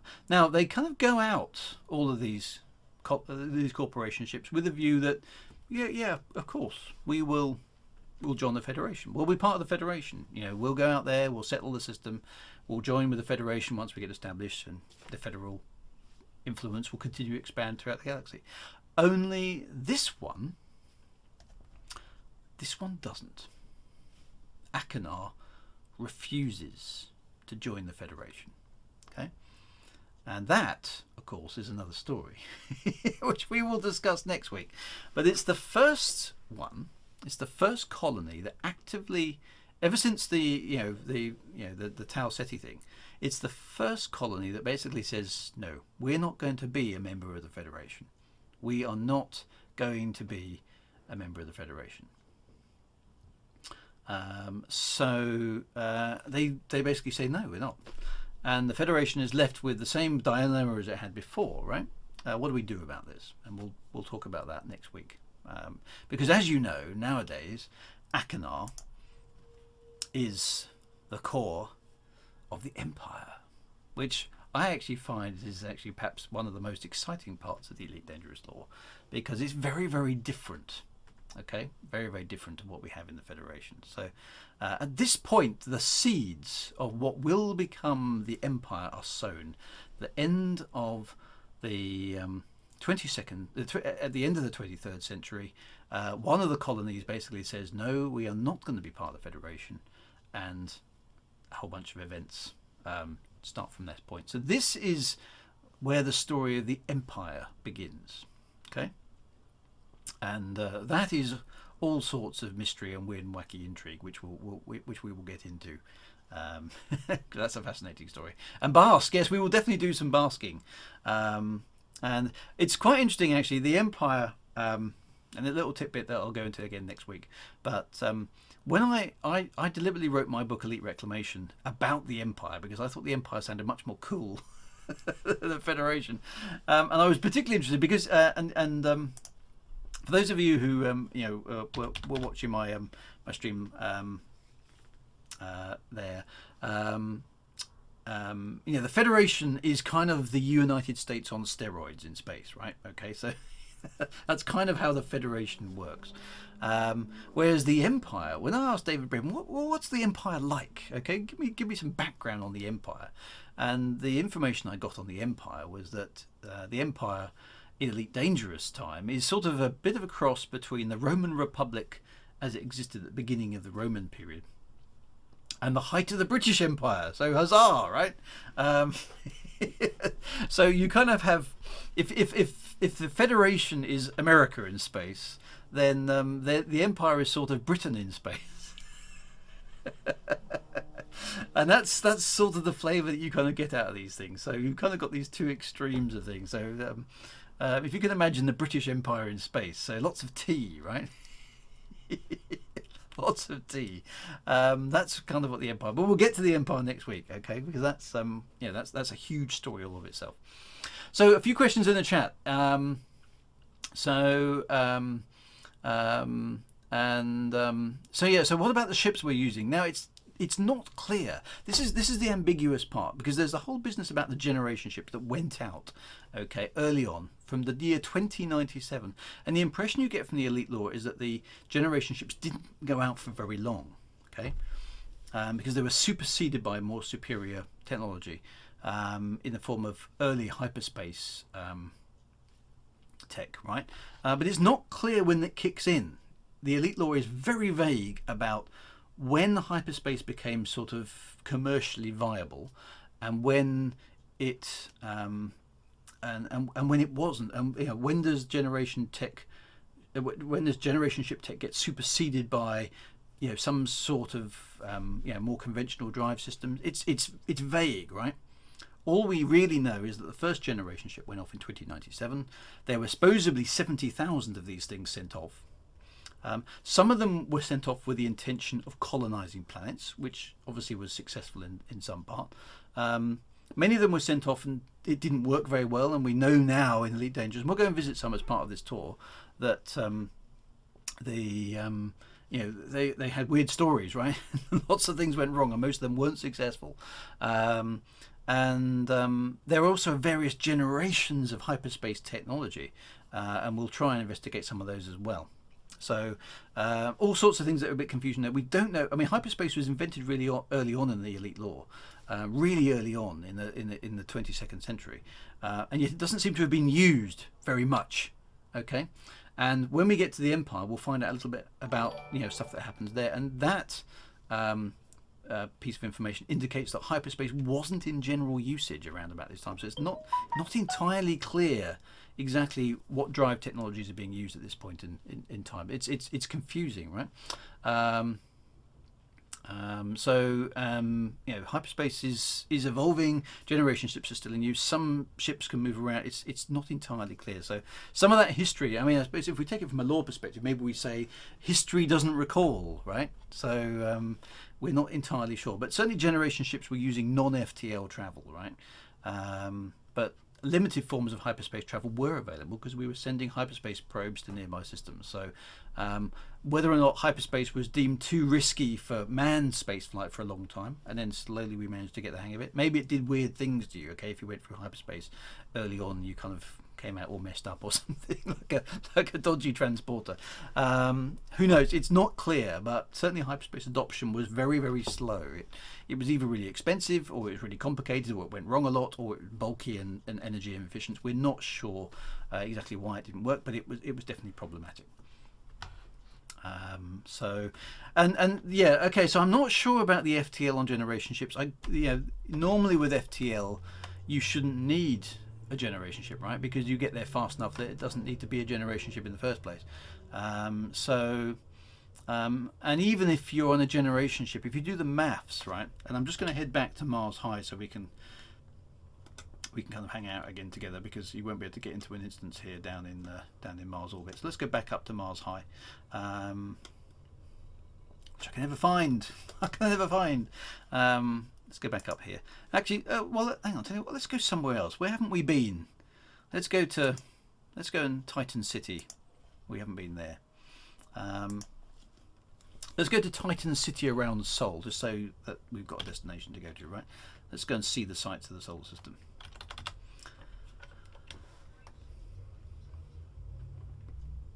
Oh, I've got to go there first. Right, so let's go to Titan City around Saturn. We'll just have a...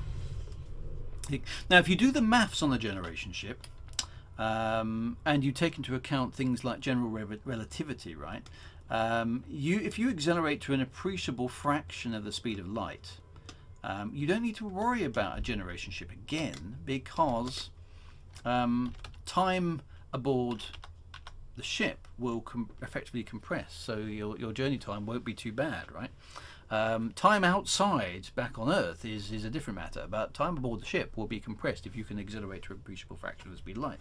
Now, whether a generation ship could do that, we're not entirely clear, but I don't think it makes a lot of sense for a generation ship to have faster than light travel, because you'll get there too quick to warrant building such a massive ship that can survive for generations, right? If you've got FTL travel, it's not going to take you a generation to get to your destination. Whereas if you're going many hundreds of light years at sublight speeds, then yes, it's going to take you a long time. So it's not entirely clear how all that works. And generation ships, well, see, yes and no. Generation ships are too far away for it not to be FTL. Well, not quite, because if you work it out in the Elite law, in the Elite manual, and I can show you that. We've got a subject on the generation ship where we'll delve into this a little bit, right? But some of those generation ships have been travelling for 1,000 years. So if you can only manage 1 light year a year, okay, so if you get close to the speed of light year, a generation ship should be, after 1,200 years, can be up to 1,200 light years away, right? And that's where some of them are. If they are beyond that, then they've obviously gone faster than the speed of light, which potentially seems to be possible. So I don't know, maybe somebody can investigate what is the farthest a generation ship has been found from Sol. Does anybody know, right? Does anybody know what the furthest away generation ship is in Elite Dangerous? So they could get near to light speed. I agree. So if you accelerate constantly, and then when you get to near light speed, you flip yourself over and then flip back again, then maybe there's some things. But the generation ship shouldn't be that far away. Now the Zuara is not a generation ship. Okay, it might look like one, might have the same model, but it's not a generation ship. Okay, it's a mega vessel, and the Zuara definitely did have hyperspace tech. So that was not a classic generation ship that we're talking about in this context. We only filed the failed generation ship. Well, I suppose the idea is that some of them were successful, right, and did colonize various planets, and then the ship maybe is cannibalized, right? Now there is a mystery. Somebody mentioned in the chat earlier about what happened to the moons of Mars, okay, and also actually what happened to Ceres, because if we look in here, Ceres does not exist. And neither do the moons of Mars, Phobos and Deimos. Okay, now they're only tiny little asteroid things, but they don't exist in the universe of Elite Dangerous. Now I had a look through the lore, and I found nothing that suggests that they were destroyed or used or something, right? So maybe they were mined and used as material, right? But it doesn't say. Doom Guy blew them up. Maybe they were used as part of Terraforming Mars. It could be, right? But it's not mentioned anywhere that I found, so I don't know what the answer there is, right? So that's a bit weird. They've disappeared now, and Ceres is quite a big. Yeah. So Phobos and Doom, was it Phobos in Doom? Is that where the Doom Gate was, where the monsters came out? Was it Phobos? Deimos? I can't remember now. But Ceres is a big.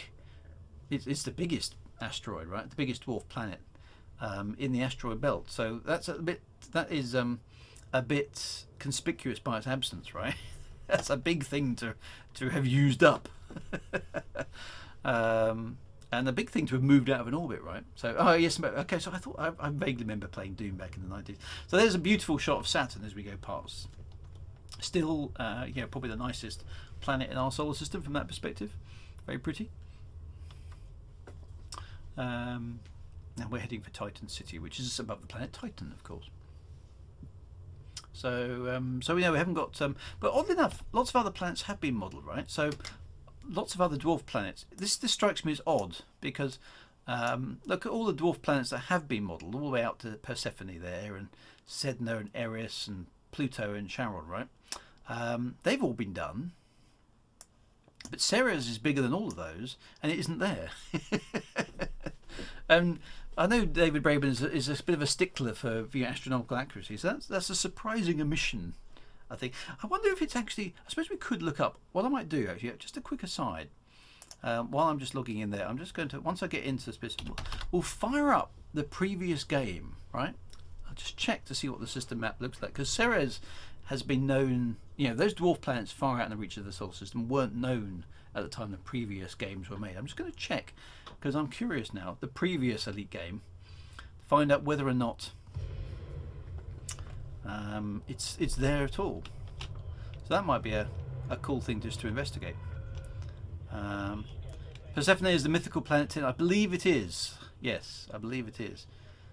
So here we are outside Titan City. A little bit around Titan. Which of course we have landed on with a real space probe. There we go. Let's keep that. There's Titan in front of us there. So I'm just going to park up and look at Titan. There we go.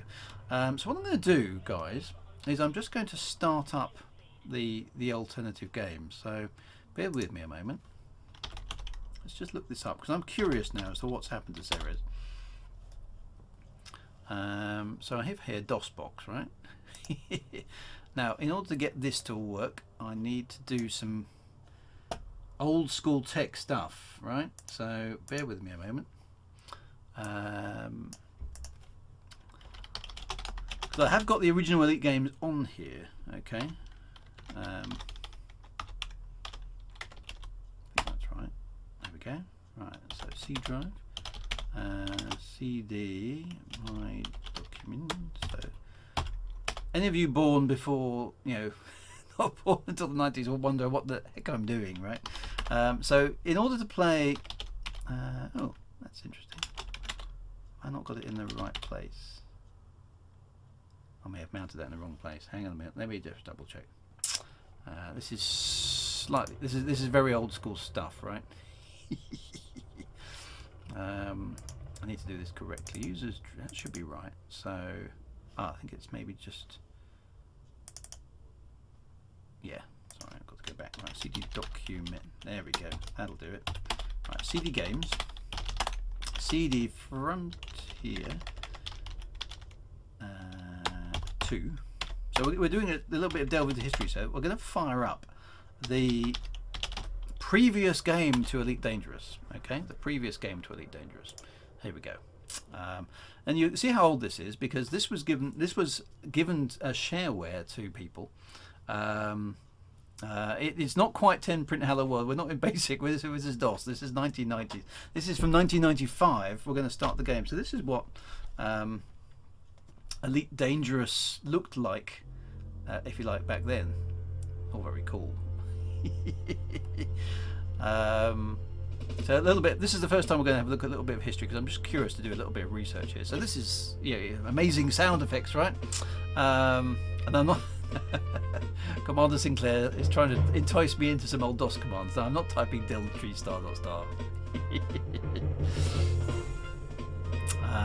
Anyway, so this is the previous Elite game, right? Called First Encounters. This is set in the year 3250, and I'm curious here because we start. Oh, I need to cut this ghastly music off. Right, hang on a minute. Music off. There we go. Thank God for that. Right. Now you may be thinking, what's this? What's this? So this is set on a planet called Hope, and we'll get to a bit more of the detail, but notice the date, okay? We're 1st of January 3250 right now. So this is 50 years before the start of Elite Dangerous. All I want to look at here is the galaxy map, okay, that existed in 1995. I'm curious to see if we can determine whether or not Ceres existed according to the law. Okay, so I need to go and find the Earth. So there's Sol there. And I'm going to look up the system map for Sol. There we go. So, interestingly enough, it does. This is the system map from First Encounters in the year 3250. And Ceres does exist. Okay? Ceres does exist. So, according to the actual lore of the game, I didn't know this before. This is a completely random thing that I've just looked up, right? So according to the law of the game, Ceres existed in 3250, which is the date we're at in this game. It's a small barren sphere of rock.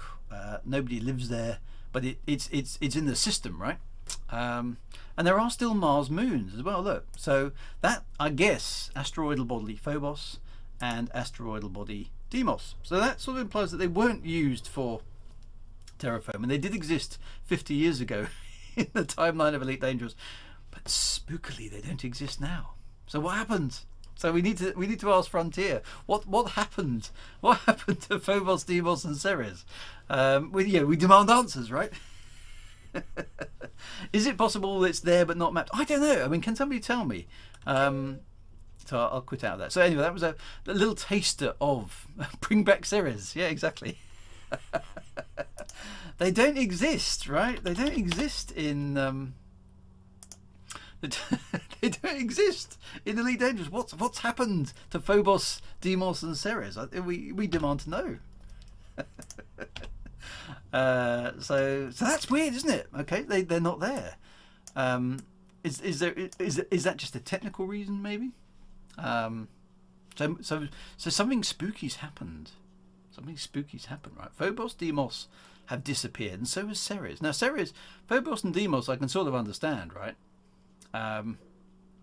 But Ceres is a big thing. These are the moons you're looking for. No, we've lost 3 moons.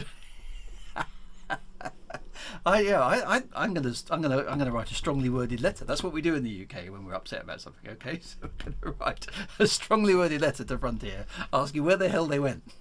I need answers. They're not in the law. Okay, so that's a curious omission. Now I think it's an odd omission, right? Because David Braben is very hot on his astronomy, right? He loves astronomy. He's an astronomy kind of buff, right? Yeah, if you watch his Twitter feed, he's always talking about astronomical stuff. So for him to not have Phobos, Deimos, and Ceres in the solar system strikes me as a very, very peculiar omission, right? Maybe there's a technical reason, but I can't really. I mean, we can, all you have to do for Phobos and Deimos is put a barren rock there, right? So odd, right? Slightly odd. Whether it's kind of Raxler odd, I think that might be a bit stretched too far, but it's definitely peculiar, right? So, there we go. Maybe they're too small, but Ceres isn't too small.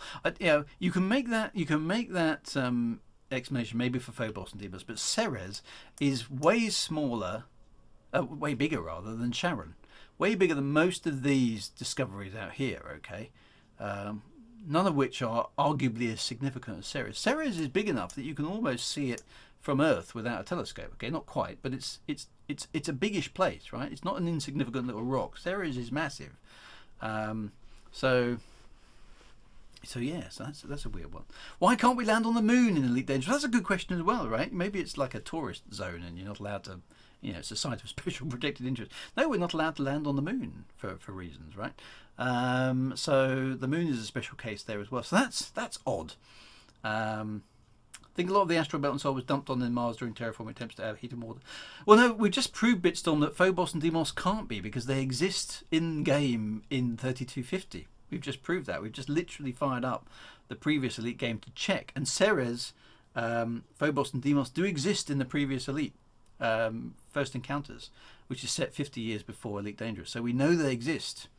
So something happened in the last 50 years in the Elite lore to remove Phobos, Deimos, and Ceres, which is just weird, right? So maybe it's a retcon, but it's a curious one, right? Very, very curious. So he dropped most of the Jovian moons. So he thought they were too small or weird. The Ceres is a strange one, so maybe there's something peculiar. Wouldn't that be ironic if the clue to missing things was actually in the Earth's asteroid belt after all this time? So yeah, there's supposed to be colonies on the moon, and they probably haven't built the artifacts. So there's probably a techie reason why you can't land on the moon, I would imagine, at this point in time, right? So that's probably the case. And the trailer did use JFK's speech. You're quite right. I used it actually because I thought it was a good place to start the tour, right? So it's weird. why that isn't the case. So I think that's a bit strange. But yeah, there we go. Historical site protected. But yeah, Ceres is an odd emission. Ceres is an odd emission. So we have, yeah, let's go back and yeah, Triton is permit locked as well. So there's some oddities in the Sol system when you look around. So do go and visit the tourist beacons in these various systems, because you'll find out a little bit more about the background as well. Some good sites to see in those systems too. Now, you know, all sorts of things going on there. So let's just summarise. Okay, so we started off with Tau Ceti. We colonise worlds around the Sol system. That sort of gets a bit out of hand. Earth makes an ultimatum to Tau Ceti. We go to war with Tau Ceti. That ends in a stalemate. The politicians get together and we have a political kind of treaty which forms the basis of the Federation. More and more colony ships are sent out. We start colonising further and further places, and the Federation becomes, you know, humanity's kind of first interstellar construct in space. We get Mars under control, we begin to get the Earth under control, and we have a period of relative peace. So this, you know, things are slightly better at the, you know, in the 23rd century than they were, you know, in the fractious 22nd century. We're getting a little bit more stable, it's, you know, things are looking up. Okay, but some people are finding the Federation a bit too controlling. I want to get away from it. Okay, and they kind of go off into space, looking at different star systems further away from the Federation influence, and you know, thereby hangs the tale for the next episode of the Law Tour. Right. So next week we shall be going to the Achenar system, and there was a question early on as to why Achenar doesn't have an R in it, as it does in the real life, actually. So you'll notice in Elite Dangerous, if we go to Achenar, it's spelt with a single R at the end, obviously. In the worlds of Elite Dangerous. Okay, now everywhere else that I've been able to identify, so if I look it up on Wikipedia as an obvious one, it's called I don't need to look up Wikipedia. Achenar Wikipedia, there we go. It redirects, unsurprisingly, to Achenar with a slightly harder. Let me just close the browser down because you won't be able to see the chat very well from like that. And it's either Achenar or Achenar. It's difficult to say how you pronounce these things. I'm not kind of sure, but it's spelt with an extra R. Okay. So for some strange reason, it's in Elite Dangerous they dropped the R, right? Maybe it was too hard to say or pronounce or something. I don't know. But everywhere else, and Achenar here actually is something completely different. So for some strange reason, you can't blame the you can't blame the Americans for that. They drop U's, but they don't drop R's normally. No, I have no explanation for this, but I did ask, right? Because I'm an astronomer, right? So back in the days when Elite Dangerous was just a Kickstarter and we were working on the initial round of books, I said to, and they said, well, the Empire is around the star Achenar. And I thought, well, that's great. How do you, and why you keep spelling Achenar wrong? And then there was actually on the writers' forum, there was a question, right? Where's the Empire based? It's based around Achenar. Okay, well that's all good. That's the same as the previous game. Are we going to spell it Achenar with an R or Achenar without an R? And Michael Brooks came on the forum and said it's Achenar without the extra R. And I basically said, why? Because it's wrong. Michael Brooks came back with the definitive answer from FDev on the reason for this, and the definitive answer was because that's the way it's going to be. So Michael Brooks laid down the law. Okay, that was it. So it's Achenar without the R because Michael Brooks said so, right? And he was very good natured, but you know the way Michael Brooks was. He just said, "This is how it is," and that's how it was, right? So I didn't actually. I should have checked. What is it? I'm assuming it's like that in the previous game. Let me just. I'm sorry. I'm going to, out of curiosity again, I'm just going to check that, which means I've got to fire up this silly thing again. So apologies for that. Let me just go back. Let's go back to the DOS box quickly. I just want to check what it is. I'm assuming in the previous game it is also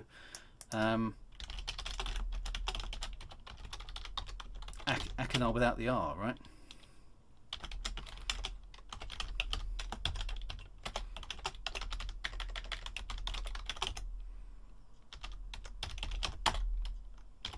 Oops.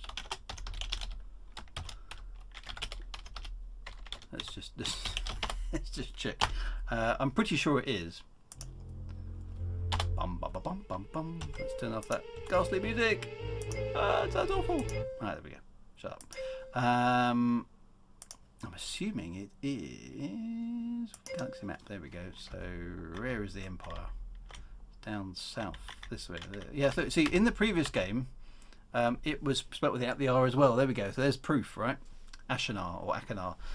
So I'm assuming it was probably. I quite like the old school way of typing it all in though. It makes me feel cool. It feels like I know what I'm doing. So yeah. So I reckon actually we can double check this by going to the previous game. So this is Elite 3 effectively. Okay. First Encounters is the third Elite game. If we go back to the second Elite game, which we can also do, I've got that on here as well. Frontier 1, and it's Frontier. No, just Frontier. There we go. So this is the second Elite game, and I need to tell it that I've got a sound blaster, otherwise it doesn't work. And here, look, we can start in all sorts of. We can actually start in Mars. Let's go to Mars in that game, right? This is what Mars looks like. Look from the surface. Okay, so look how cool the second Elite game is. We've got planetary landings. So, and again, let's go through this amazing user interface. Okay, so this is the core systems, and we'll go down. And I bet you that here. Where is it? Imperial Systems. There we are. So there's Achenar. So it looks right. It looks like it's a typo in the second game, which has been taken through, and they've done it for continuity reason. So I reckon that's the reason, right? It's a continuity error that David Braben's kept for reasons, right? I don't know. Yeah, oddly enough, this second game actually, in some ways, the GUI was far easier to use than the second one. But we haven't. Well, while we're here in the second game, let's just check the solar system here. It should still exist, right? Because we've already established it in 32. Where's Earth? There it is. In 3250, Ceres, etc., is still there. Well, no, see, the DOS allowed 8 characters, Achenar is only 7. Yeah, that would make sense, but it doesn't, because you've got, look, there's Fomalhaut, that's got 9. So that's not, you know, the 8 character thing in DOS was a file name limit, not a string limit. So you can see there Fomalhaut, you know, breaks that one. So it's not an 8 character thing in the game itself. The limitations on DOS are just from the file name perspective. 8 characters dot 3 characters. That's a file name thing, not an in-game string. So Fomalhaut shows you that you can have longer. So it's not that, right? They could have put Achenar with an extra R in it.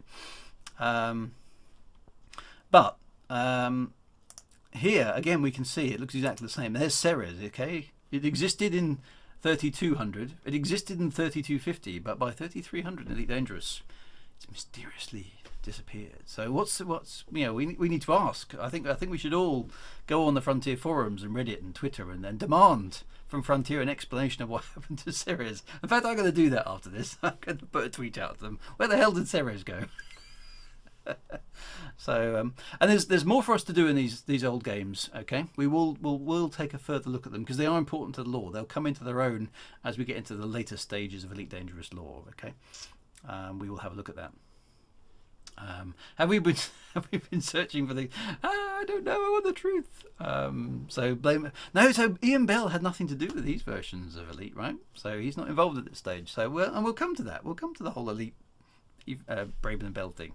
There's something going on, right? There's something going on. Missing R's. We need to find out what's causing them. So there we go. Weird and wonderful stuff, right? How do we get out of this game? That was exit. It's just taking me back to the thing. Never mind. Right. So, my friends, we come to the end of another Elite Dangerous lore tour. Let me just go back there so we can see all your lovely ships. So, yeah, it's a bit weird. So, blame Michael Brooks, okay, for the continuing continuity error.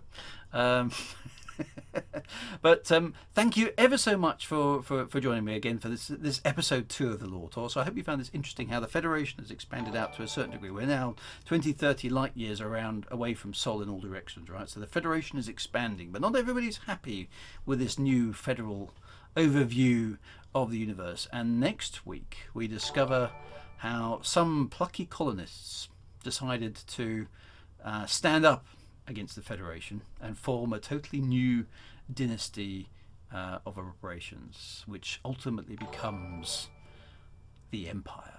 So that's going to be a cool thing. I'm quite looking forward to next week, okay, because it's yeah, the Empire. I like the Empire.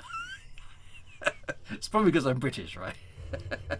But I think the Empire is cool, and we get, we start to hear about the Empire in terms of its style and its things. And there's a beautiful clipper sitting right in front of me there, sort of basking away on the screen. So meet me next week in the Akanar system, and we will discuss the glorious history of the Empire and how it came to be. So I hope you'll join me for that one. Have yourself a fantastic bank holiday weekend. If you want to join me for a further stream, I will actually be streaming on Saturday as well. So what I will be doing on Saturday is I'll be joining the virtual Elite community meet. So there's a whole bunch of streamers and a whole bunch of silliness going on, right? On Saturday throughout the day. So it starts at 10 o'clock in the morning, goes right on till late basically, and it's going to be online shenanigans and all sorts of cool stuff, right? I'm going to be doing a stream at 1 o'clock UK time, and you'll be able to watch it afterwards obviously. But what I'm going to do is I'm going to do an Iron Man mode in Elite, okay? But I'm not going to do it in this version of Elite, okay? I'm going to take you on an 8-bit memory. What I was planning to do at the real ECM was bring my classic ZX Spectrum computer along and show everybody what the original Elite looked like, okay?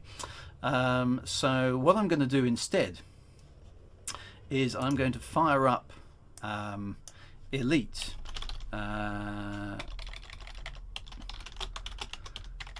in a browser, probably. I'll see if I can get my actual Spectrum to work and find a way of filming it on screen, but that's proving problematic so far. But what I'm going to do is show you this, okay? So let me just get this up and running. Full screen that, and actually I want that over here. So rather than the Elite that you know and love, I'm going to be playing this, okay? I'm going to be playing this. Now I'm going to try and do an Iron Man run through of Elite, okay, on the ZX Spectrum, which is the computer I had as a kid.